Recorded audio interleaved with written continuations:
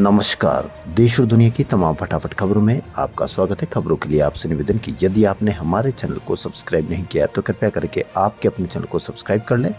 आप सब्सक्राइब करते हैं तो हमें हिम्मत होती है सही और सच्ची खबरें आप तक पहुंचाने की, और हम कोशिश करते हैं उन खबरों को आप तक पहुंचाने की जो मीडिया पर आपको या तो बिल्कुल भी नहीं दिखेगी या दिखेगी तो बहुत कम असरदार कवरेज के साथ आपको दिखाई जाएगी। तो क्या है आज की बड़ी खबरें? राहुल गांधी ने सोशल मीडिया पर पोस्ट के जरिए देश के कई मुद्दों पर बीजेपी से सवाल पूछे। उन्होंने कहा कि देश भर में भ्रष्ट जनता पार्टी की डबल इंजन सरकारों ने जनता की जिंदगी तबाह कर दी है। उन्होंने कहा कि भ्रष्टाचार के साथ सत्ता का दुरुपयोग और अहंकार का जहर बीजेपी की राजनीति में ऊपर से नीचे तक फैल चुका है। राहुल गांधी ने कहा कि इनके सिस्टम में गरीब, असहाय, मजदूर और मध्यम वर्ग की जिंदगी सिर्फ आंकड़ा है और विकास के नाम पर वसूली तंत्र चल रहा है।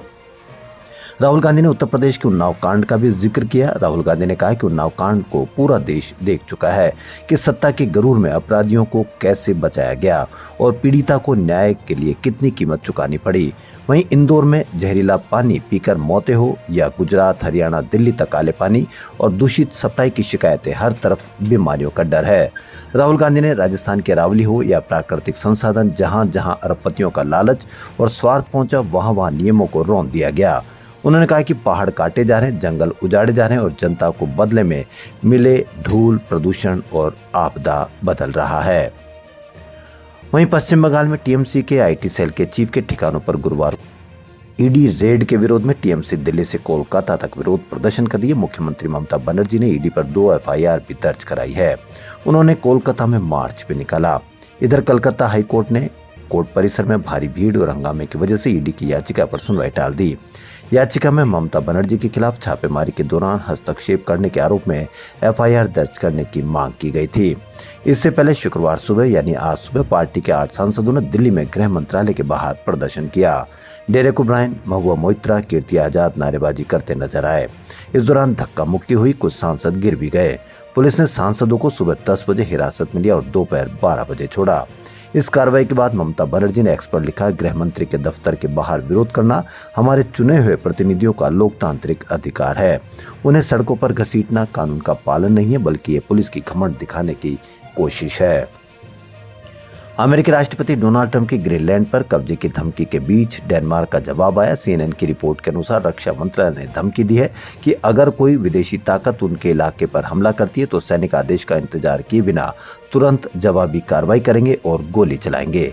बिना आदेश हमला करने का नियम 1952 का है। तब डेनमार्क ने अपनी सेना के लिए एक नियम बनाया था जिसके मुताबिक विदेशी ताकतों के देश पर हमला करने की स्थिति में सैनिकों को तुरंत लड़ना होगा। इसके लिए उन्हें किसी सीनियर अधिकारी की इजाजत लेने की जरूरत नहीं होती। यह नियम पहली बार 1940 में तब लागू हुआ जब जर्मनी ने डेनमार्क पर हमला किया था। उस समय कम्युनिकेशन सिस्टम ठप हो गया था और सैनिकों को समझ नहीं आया था कि क्या किया जाए। रक्षा मंत्रालय ने कहा कि वह नियम आज भी लागू है। ईरान में महंगाई के खिलाफ 13 दिनों से चल रहे प्रदर्शन के बीच रात को हालात और खराब हो गए। देश भर में 100 से ज्यादा शहरों में प्रदर्शन फैल चुका है। अमेरिकी ह्यूमन राइट एजेंसी के अनुसार प्रदर्शनों के दौरान हुई हिंसा में अब तक 45 लोग मारे गए, जिनमें 8 बच्चे शामिल हैं। एक पुलिस अधिकारी की चाकू मारकर हत्या कर दी गई, जबकि 2270 से ज्यादा लोगों को हिरासत में लिया गया है। ईरान के सुप्रीम लीडर अली खोमनेई ने देश भर में प्रदर्शनों के बीच पहली बार राष्ट्र को संबोधित किया। ईरान की सरकारी टीवी ने खोमनेई का भाषण प्रसारित किया। खोमनेई ने कहा, प्रदर्शनकारी किसी दूसरे देश के राष्ट्रपति को खुश करने के लिए अपने ही देश को बर्बाद कर रहे हैं। खोमनेई ने कहा कि ईरान विदेशियों के लिए काम करने वाले भाड़े के लोगों को बर्दाश्त नहीं करेगा। उन्होंने दावा किया कि प्रदर्शनों के पीछे विदेशी एजेंट और देश में हिंसा भड़का रहे हैं। लैंड फॉर जॉब घोटाले मामले में दिल्ली कोर्ट ने आरजेडी सुप्रीमो लालू प्रसाद यादव, राबड़ी देवी, तेजस्वी यादव समेत अन्य के खिलाफ आरोप तय कर दिए हैं। कोर्ट ने शुक्रवार को कहा कि लालू यादव और उनके परिवार ने आपराधिक सिंडिकेट की तरह काम किया। आरोपियों के बीच व्यापक आपराधिक साजिश के स्पष्ट संकेत हैं। सीबीआई केस में लैंड के बदले नौकरी देने की साजिश प्रथम दृष्टया साबित होती है। मामले में आगे ट्रायल की प्रक्रिया शुरू होने का रास्ता साफ हो गया। इस मामले में लालू यादव की पत्नी राबड़ी देवी, मीसा भारती और बेटे तेजस्वी यादव आरोपी है। जज विशाल गोगने ने आदेश सुनाते हुए कहा कि कोर्ट संदेह के आधार पर यह पाती है कि लालू यादव ने अपने परिवार के लिए अचल संपत्तियां प्राप्त करने के लिए सार्वजनिक रोजगार को सौदेबाजी के हथियार के रूप में इस्तेमाल करने की एक व्यापक साजिश रची थी। कर्नाटक के कानून एवं संसदीय कार्य मंत्री एच के पाटिल ने कहा कि राज्य कैबिनेट ने हाल ही में लागू किए गए वीबी रामजी अधिनियम को स्वीकार न करने का फैसला किया है। यह कानून यूपीए सरकार के समय शुरू की गई ग्रामीण रोजगार योजना मनरेगा की जगह लाया गया है। कैबिनेट ने इस कानून के खिलाफ कोर्ट में कानूनी लड़ाई लड़ने का भी निर्णय लिया है। उन्होंने बताया कि कैबिनेट ने महात्मा गांधी राष्ट्रीय ग्रामीण रोजगार गारंटी अधिनियम मनरेगा को खत्म किए जाने और उसकी जगह विकसित भारत रोजगार और आजीविका के लिए गारंटी मिशन यानी वीबी रामजी अधिनियम लागू करने के खिलाफ जनता की अदालत में जाने का भी फैसला किया है।